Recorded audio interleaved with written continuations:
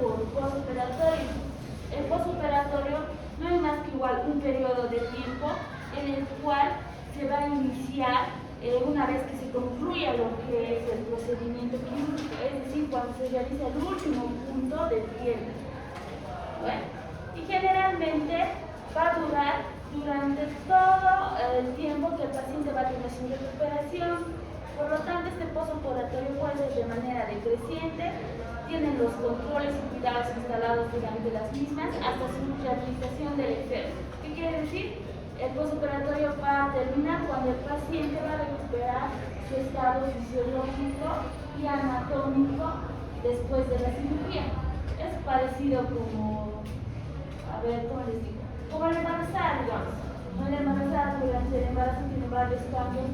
Después de que termina su embarazo, tiene que incursionar su útero y volver todas sus funciones fisiológicas al estado normal. Lo mismo pasa con estos pacientes en el postoperatorio. El postoperatorio va a terminar cuando el paciente va a recuperar sus funciones y anatómicas y fisiológicas a su estado normal.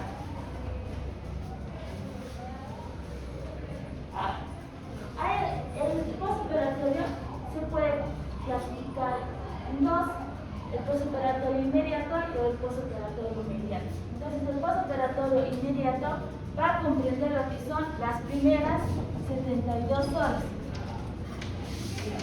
Termina la cirugía, los primeros 3 días está el paciente en el postoperatorio inmediato. O sea, generalmente esos 3 primeros días el paciente está operado, ¿no? Está internado o va a estar en sus primeros días en su casa. Deben estabilizarse por completo los reflejos y respuesta homeostática, por eso se caracteriza el postoperatorio inmediato. Posterior a eso, después del tercer día hasta el 30º día, ya es el postoperatorio inmediato, ¿no? Por eso dice, hay periodo suficiente en que la mayoría de la parte de las intervenciones quirúrgicas para dar de alta definitiva al enfermo de la consulta quirúrgica. Generalmente el paciente, una vez que le damos de alta del hospital, porque no le hemos dado de alta por cirugía, se ha ido a su casa, en su casa pasado el postoperatorio inmediato, y cuando ya retiramos los puntos, todo, le decimos que vuelve en un mes. Entonces, generalmente en ese mes que vuelve, nosotros recién le damos el alta por cirugía, ¿no? Cuando el paciente aparentemente ya ha recuperado sus funciones fisiológicas a estado normal. También podemos clasificar el postoperatorio de acuerdo a si el paciente ha tenido una buena evolución o no. Se puede clasificar en postoperatorio estable, en el cual el paciente ha tenido una buena evolución y se ha rehabilitado, ¿no? ¿Eso qué quiere decir? Que no ha presentado ninguna complicación, no ha habido ningún proceso patológico interrecurrente, o tampoco no ha habido ningún agente externo, digamos, que ha podido perturbar su evolución, de su proceso de cicatrización. También se clasifica un postoperatorio patológico. En acá es cuando surge una o varias complicaciones que van a interferir en realidad con la evolución del enfermo hacia la mejoría, ¿no? Aquí estaríamos hablando de si ha tenido alguna infección o otras complicaciones que vamos a ver posteriormente. Entonces, en el postoperatorio igual hacemos lo que hacen expedientes clínicos. Es como una historia clínica, pero tiene otros elementos importantes. Por ejemplo, el expediente clínico en el postoperatorio tiene una hoja quirúrgica. ¿Qué va a comprender esta hoja quirúrgica? Los que generalmente hacen práctica conmigo han visto que después de la cirugía hacemos un protocolo, ¿verdad? O una nota. En esa nota colocamos lo que es el diagnóstico preoperatorio. Transoperatorio no colocamos a no ser que haya ocurrido alguna recurrencia para el paciente o durante el transcurso de la cirugía. Generalmente lo máximo que ocurre es que son un poco, ¿no? O alguna complicación de anestesia que será deprimido a la anestesia del paciente. Se coloca la operación realizada, complicaciones transoperatorias, que aquí más que todo va lo que les dije, la hemorragia o alguna complicación anestésica, la técnica quirúrgica que se ha realizado con todos sus pasos, Veamos lo que es también lo que es el pronóstico para la función y para la vida del paciente, que después de la cirugía, cómo es que ha salido el paciente, de acuerdo a su patología, vemos si tiene un buen pronóstico o no. Y se anota el equipo quirúrgico, todo el equipo quirúrgico que ha participado se anota en la nota postoperatoria. También se hace lo que son las indicaciones médicas postoperatorias, donde debemos hacer la vigilancia, ¿no? Han visto que cuando salimos del quirófano el paciente pasa a recuperación, hay una sala de recuperación, todos han visto al quirófano una vez, han visto que hay una sala de recuperación. Entonces en la sala de recuperación, ¿qué se hace? Se hace todo lo que dice el especialista. Se hace una monitorización continua, en la que controlamos lo que son los signos vitales. Generalmente en el postoperatorio, dependiendo de tu cirugía, si es menor, si es mayor, el control de los signos vitales se debería hacer cada 15 minutos durante la primera hora, después cada media hora durante las siguientes 2 horas, luego cada 4 horas. Todo depende de cómo esté el estado hemodinámico de tu paciente. Si está inestable, todo el tiempo tiene que estar monitorizado, todo el tiempo tiene que estar en constante de los signos vitales. Pero si está estable, no es necesario hacer cada 15 minutos, ¿no? También se hacen los controles respiratorios y administración de oxígeno. A todos los pacientes postoperados se les administra oxígeno.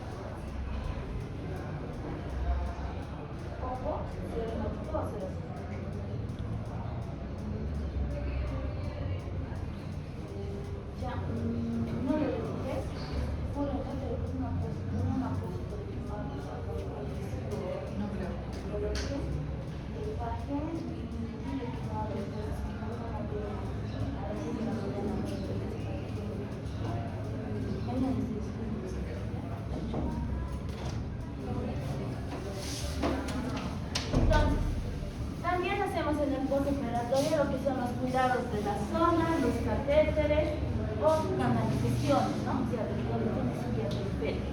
Hacemos un balance hídrico, el control de los líquidos y también podemos hacer, en dependencia de la evolución del paciente en el postoperatorio, algunos estudios auxiliares, ¿verdad? La histopatología mandamos a todos. Cualquier pieza que se saque del cuerpo se manda a hacer estudio histopatológico, ¿ya? Podemos hacer algún laboratorio de control si en caso de que pensamos que nuestro paciente presenta alguna complicación o que ha perdido mucha sangre, pues si vamos a necesitar, digamos, transfundir para ver cómo está su hemoglobina de ingreso después en el postoperatorio, ¿no? Y algunos estudios de gabinete que se hacen, ¿no? Como cultivos de antibiogramas o citoquímicos, dependiendo de la patología del paciente en el transoperatorio. Luego, como terapéutica, tenemos siempre a los pacientes en indicación, les dejamos 9 NPO, les hacemos lo que es una hidratación, por eso ese líquido es administrar. Dependiendo de la patología de base que tenga el paciente, vamos a escoger alguna solución, ¿no? Si es hipertenso, no le vamos a dar solución fisiológica, necesita una solución que tenga menos concentrado de sodio, como el líquido normal, ¿no? Si es diabético, no le vamos a dar dextrosa. Entonces, todas esas cosas va a depender del tipo de paciente que tengamos y sus comorbilidades. Ahí arriba dice analgésicos. A todos los pacientes postoperados tenemos que dar ejercicio de analgesia porque por el trauma quirúrgico que ha recibido, y también van a ver posteriormente, vamos a ver de las anestesias. Generalmente no todos los anestésicos son ideales, ¿no? Entonces necesitamos cubrirle con la analgesia al paciente. Se coloca lo que es en las indicaciones, su presentación, su dosis, y si lo van a diluir o no lo van a diluir, cada qué tiempo se le van a administrar al paciente, ¿no? Y por qué día. También damos lo que es el antibiótico. Generalmente en las cirugías limpias, nosotros damos un antibiótico que cubra lo que es la flora bacteriana de la piel, o en dependencia, un antibiótico puede variar en dependencia del cultivo que tenga el quirófano del hospital. Aquí aquí en Bolivia, por ejemplo, no están acostumbrados a hacer el cultivo y el angiograma para saber sus gérmenes típicos de cada hospital. Pero las reglas internacionales que nosotros deberíamos aceptar es ponerse un control de cultivo y angiograma para saber nuestra flora de nuestro quirófano. Todos los quirófanos de los hospitales tienen diferente flora y de acuerdo a esa flora igual se da lo que es el profiláctico. Otros medicamentos se lo van encaminando las comorbilidades del paciente que tenga y los cuidados de enfermería que generalmente ya lo que hacen es control, ver su posición, que se encargue de que el paciente igual siga manteniendo su vida en el tema. Algunas complicaciones. Lo más importante del postoperatorio son las complicaciones que pueden presentar. Entonces, las complicaciones igual se las clasifica en inmediatas y inmediatas. Las inmediatas generalmente van a ir relacionadas todo lo que es con el estado hemodinámico del paciente y con el aparato respiratorio. ¿Qué quiere decir esto? Que hemos terminado el postoperatorio, estamos en un postoperatorio inmediato. Las primeras 72 horas está en recuperación de quirófano y de recuperación que recupera es el doctor. Entonces ha salido de aquí de quirófano, lo hemos llevado a recupera y el paciente está monitorizado y su presión está bajando, está taquicárdico, lo ves pálido, le examinan sus pulsos, no se siente. Entonces probablemente, y si el paciente ha sido una cirugía, digamos una pole que ha sangrado bastante y no lo vamos a dejar drenar, no nos vamos a dar cuenta que está perdiendo sangre, ¿no ven? Porque no lo vamos a dejar drenar. Porque hemos pensado que ya hemos coagulado todo, entonces probablemente el paciente está perdiendo sangre, pero no se ve porque está ahí adentro, en cavidad intrapulmonar, entonces puede estar chequeando el paciente. Entonces es muy importante en la sala de recupera controlar lo que son sus signos vitales. Con signos vitales, tú ya puedes saber si tu paciente está hemodinámicamente estable o no. Por eso dice al ladito, estado de shock. Lo más importante es presentar como una complicación inmediata.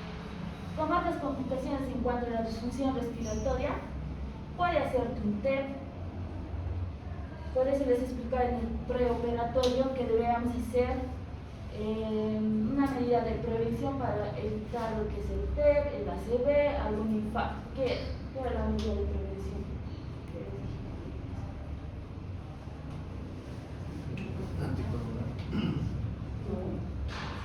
Medida de prevención. Preoperatorio. En el preoperatorio es una medida de prevención. Se le hace hasta al paciente mayores de 60 años porque tiene predisposición a poder producir un TEP o a menores de 60 años que tienen una patología específica que es preoperatorio. Necesita descripción. Les expliqué en el preoperatorio que tenemos que hacer un vendaje compresivo de los miembros inferiores.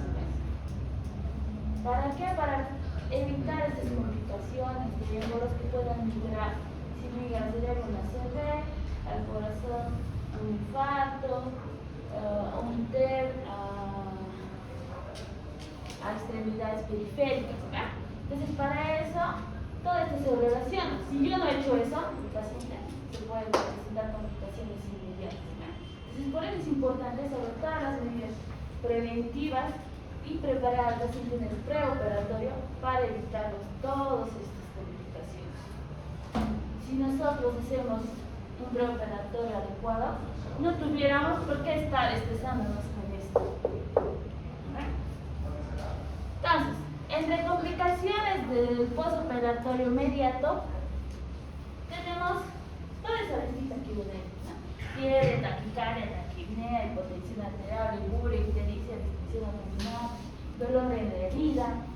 Entonces, estos son los síntomas, signos que va a presentar tu paciente. Se supone que el interno o ustedes cuando van al hospital, al menos los que van conmigo, siempre les hago revisar al paciente, tienen que buscar esto del paciente.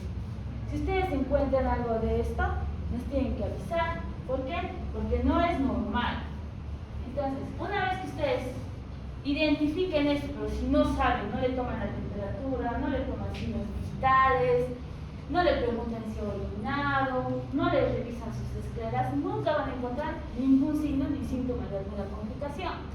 Entonces, si ustedes revisan al paciente y encuentran alguno de estos signos o síntomas, entonces tienen que pensar que el paciente está presentando alguna complicación. ¿Qué trastornos pueden ser? Ahorita vamos a ver en este cuadro, donde cada signo y síntoma nos puede hacer sospechar varios trastornos. Entonces, este cuadro es muy importante, no para su examen, para su vida, en realidad, ¿ya?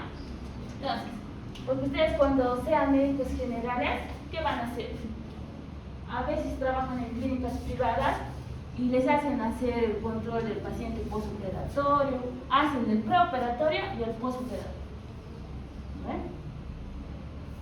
Si no sabes esto, no vas a poder reconocer si tu paciente se está complicando. Entonces, miren, el primer signo, fiebre. Tu paciente tenía fiebre, las tomaba la temperatura, se encontraba en 185. ¿Es normal que tenga fiebre en el postoperatorio inmediato? No. Entonces, busca, puede identificar qué cosas puede ser si yo tengo fiebre en el postoperatorio inmediato. Puedo tener lo más importante de fiebre que te produce en las primeras horas del postoperatorio o en los primeros días, mejor dicho, pueden ser problemas respiratorios, como ven hay atelectasia. Si le has transfundido hay que pensar en alguna reacción transfusional, o también en caso de antibiótico terapia prolongada puede ser un efecto adverso igual que sin infección, vías periféricas, a todos los orificios que se le pueda colocar a algún material anexo puede infectarse, entonces tienen que buscar eso, lo más importante. Tromboflebitis, su vía periférica, si tiene una vía central, tienen que ver que no tenga signos de infección, que puede ser causa de su fiebre. Un TEP, embolia pulmonar, que puede producir fiebre. La deshidratación, igual que puede producir fiebre.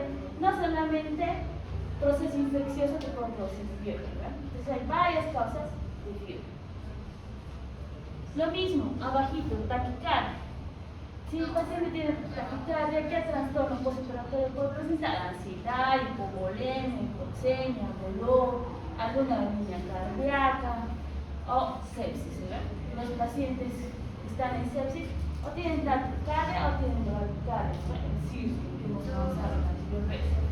O si el paciente tiene una taquipnea o disnea, igual puede ser ansiedad, puede tener una atelectasia, una patología pulmonar como el TED, edema pulmonar, embolia pulmonar, o un síndrome de síndrome de insuficiencia respiratoria aguda. O en caso que tu paciente tenga su presión baja, tienes que estar pensando que se está choqueando, está perdiendo sangre por algún lado, puede ser hipovolemia o una insuficiencia cardíaca o sepsis, ¿no? O puede ser una reacción anafiláctica, algún antibiótico o algún medicamento. No sabemos, no todos los niños colocan o administran medicamentos, ¿no? O la oliguria, igual, la oliguria puede presentarse en casos de hipovolemia, en casos de alguna insuficiencia renal, a veces cuando operamos colon, podemos confundirnos y podemos ligar el ureter. El paciente obstrucción de vías urinarias, la ictericia. Entonces la ictericia es muy importante igual. La ictericia tiene varias causas, entonces puede ser una causa, una hemólisis, hepatitis, sepsis, una obstrucción de la vía biliar, reacción transfusional. ¿Cómo vas a poder llegar a tu diagnóstico? Haciendo un examen complementario y viendo qué bilirrubinas predomina, ¿no? Eso es fisiología de ictericia. Si no saben fisiología de ictericia, no van a poder interpretar un hepatograma. Distensión abdominal. Generalmente en la distensión abdominal puede presentarse si el paciente presenta alguna dilatación gástrica, alguna obstrucción intestinal, un hilo paralítico, que es normal ver el hilo paralítico en el postoperatorio con la anestesia general. Es una de las complicaciones de la anestesia general. Estreñimiento, alguna retención aguda de orina, la hipopotasemia, igual que puede producir un hilo paralítico. Ahora, si presenta dolor en la herida, tiene que ser pensar de alguna infección del citoclínico, hematoma, seroma, ¿ya? o alguna presencia de algún cuerpo extraño, igual lo puede producir lo que es signos inflamatorios en el hígado. Alteración mental, igual es otro signo, como si se estaba evaluando la escala de Glasgow, ¿no? Entonces, piensan en algunas de esas trastornos que puede ser la causa de esa alteración mental. Hipótesis, sepsis, una farmacoterapia, deprivación del alcohol, accidente cerebrovascular, trastornos hidroelectrolíticos, por algunas situaciones. Como han visto, este cuadrito es muy importante que se dé. Generalmente la fiebre, ¿no? Generalmente todos los pacientes están con fiebre. Yo le voy a dar el día de alta a mi paciente y mi paciente presenta una temperatura de 36 grados. Y el paciente está en el paso de visita rojito, ruboroso, está así, tú le ves con su fase febril y el interno, signos vitales dentro de los parámetros normales. ¿Por qué? Porque nunca le toman los signos vitales al paciente. Nunca, aunque digan, van a su cuaderno de la enfermera y copian. Eso es lo que hacen. Todos. ¿Por qué? Porque no les alcanza el tiempo. ¿Por qué? Porque no son nadie. ¿Por qué? Porque no tienen todavía la habilidad de poder hacer una evolución o una histerectomía rápida, o porque se duermen, ¿no? Son flojos. Entonces, esas cosas, todo influye en el paciente. Y el paciente no se han dado cuenta hasta que nosotros cambiamos vestir el alto, ¿no? Igual que dicen, pero ¿por qué estás rojo? Que te vestir fácil, entonces, ¿no? Bien, chicos, estamos en la temperatura 39. Entonces, los pacientes no les damos de alta hasta no buscar su foco infeccioso. Encontramos el foco infeccioso, hacemos tratamiento y posterior a que resuelva, recién le damos de alta. Si no es algo grave, le podemos dar de alta ambulatoria, como digamos una herida o un seroma. Si tiene un seroma, lo drenamos y el paciente tiene que evolucionar y no se nos fiebre. Pero generalmente le dejamos un día o 2 días más para ver que ya no haga bases térmicas y recién se le da de alta. Eso es todo del postoperatorio. Es importante que sepan para su internado, para su examen,